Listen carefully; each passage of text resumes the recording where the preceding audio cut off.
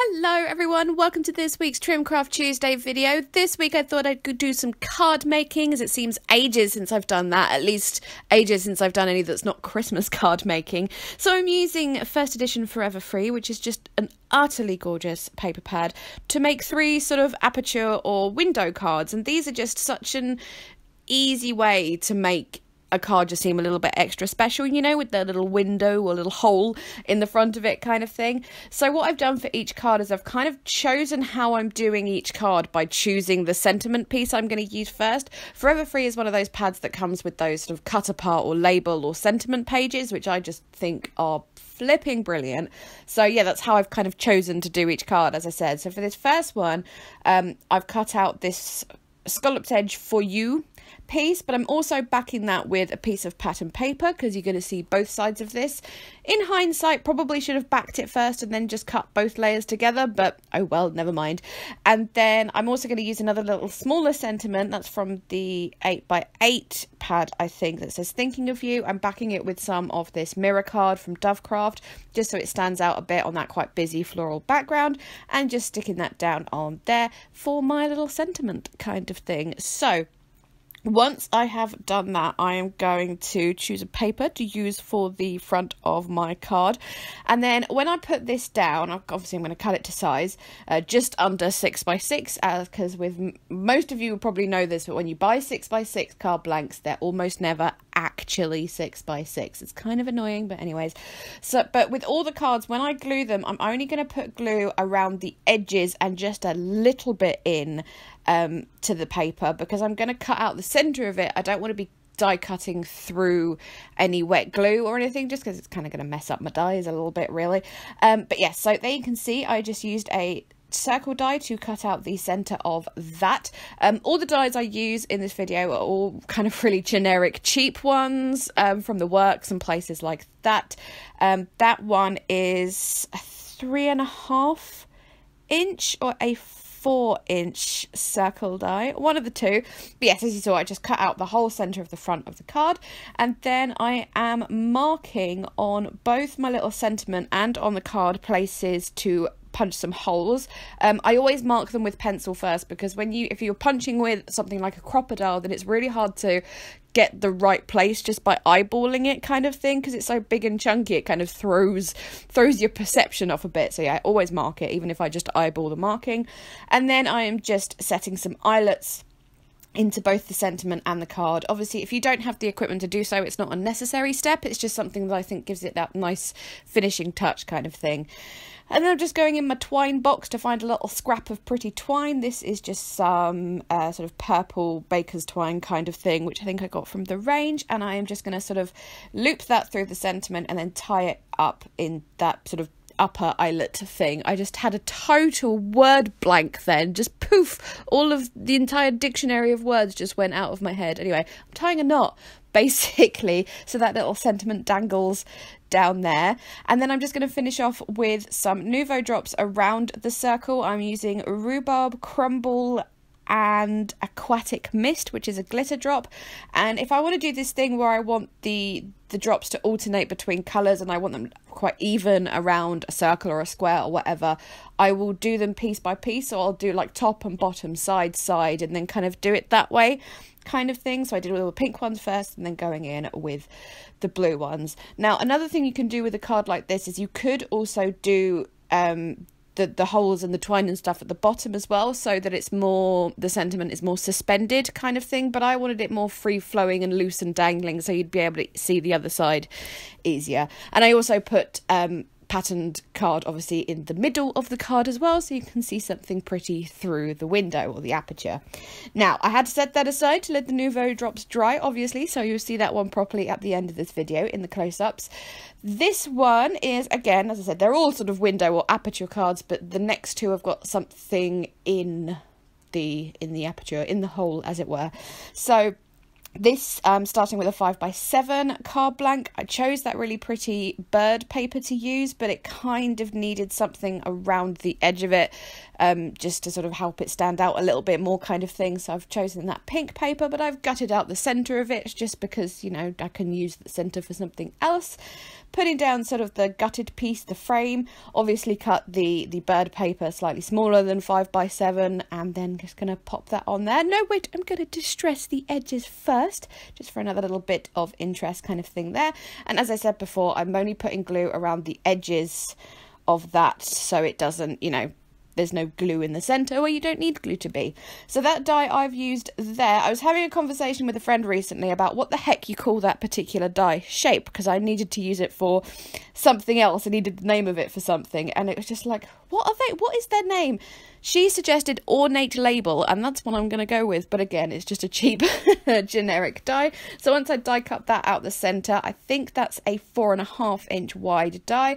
Again, I'm putting a pretty patterned paper on the inside so you can see something through the aperture, and then behind the die cut piece or the die cut hole kind of thing, I'm putting some vellum down there, so you can't actually see through it very well, but you can see through it a little bit. And that's why I chose such like a strong bold paper to have on the inside of the card, because then you can see it a little better through the vellum kind of thing.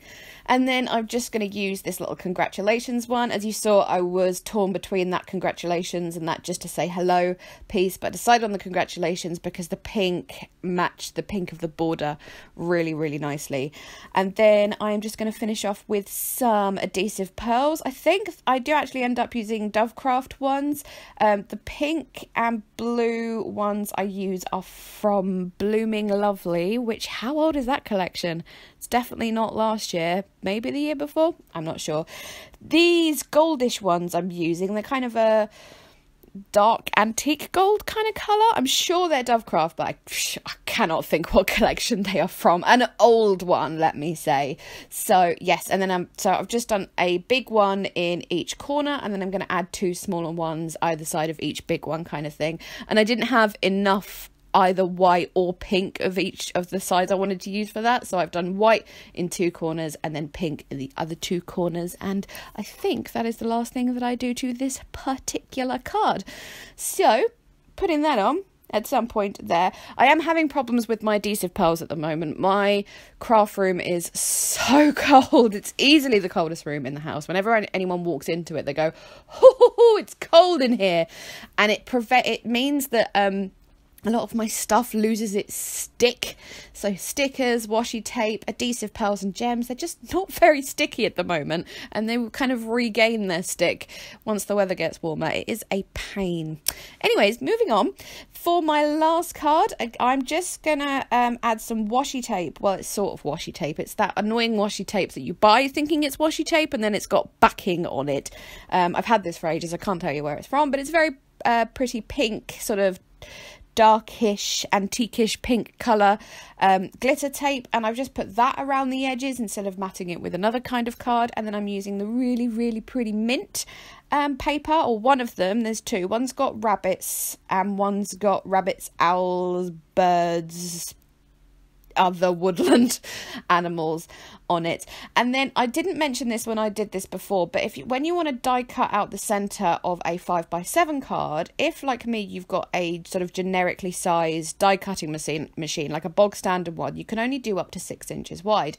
So what I do is I fold the card back in on itself, washi tape the die in place like so, and then die cut it, because if you so you can't have it go through just one layer because it's not going to fit through the 6-inch die cutting machine, but if you have it folded over like in the normal card way, it's just you're risking the back of the card getting cut out too. So if you fold it over in on itself kind of thing, it will sort of emboss the shape into the back of the card, but it won't cut it. And if the embossed sort of impression is going to annoy you, you can just cover it up with pattern paper. So anyways, I hope that made sense. It was the first time I'd actually cut out the center of a 5x7 card like this, and I thought, hang on, how do I do this? My die cut machine isn't big enough, so just had to quickly come up with this solution.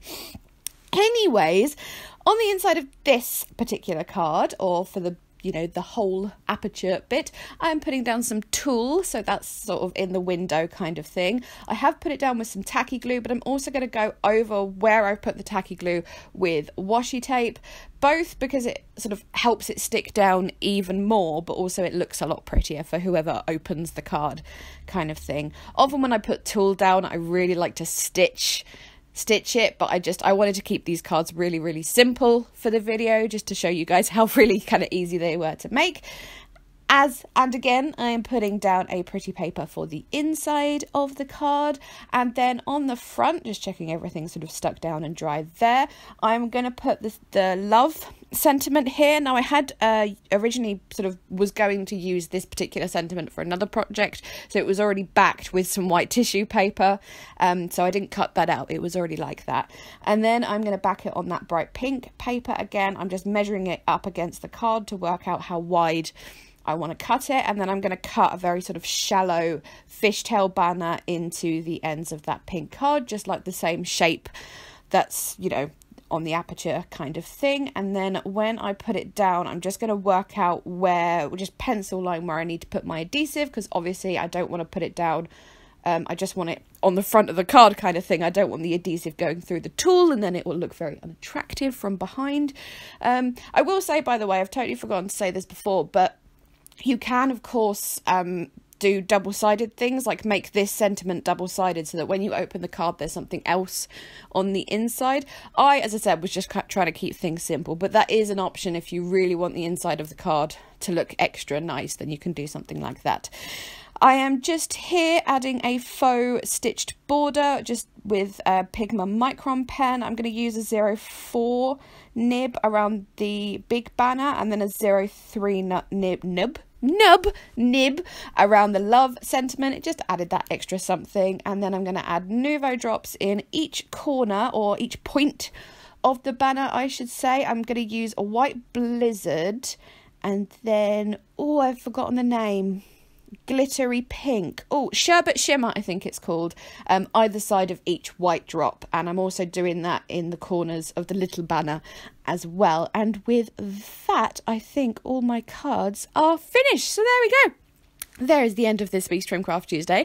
I do hope you enjoyed this video. I don't do too many card making videos because, in all honesty, they don't get as many views as the scrapbook ones. But do let me know, like, what you like to see and stuff. It's really helpful if I get feedback from you guys on what your preferred things to see are, and if you're just happy with me mixing it up, or, you know, whatever. So hopefully at this point you should be seeing some close-ups of the projects. Links, as ever, will be down in the description box. Please leave me a thumbs up if you enjoyed this video. Remember to check out all of Trimcraft's links as well. And yeah, okay, I think I'm done. Thanks so much again. Bye bye.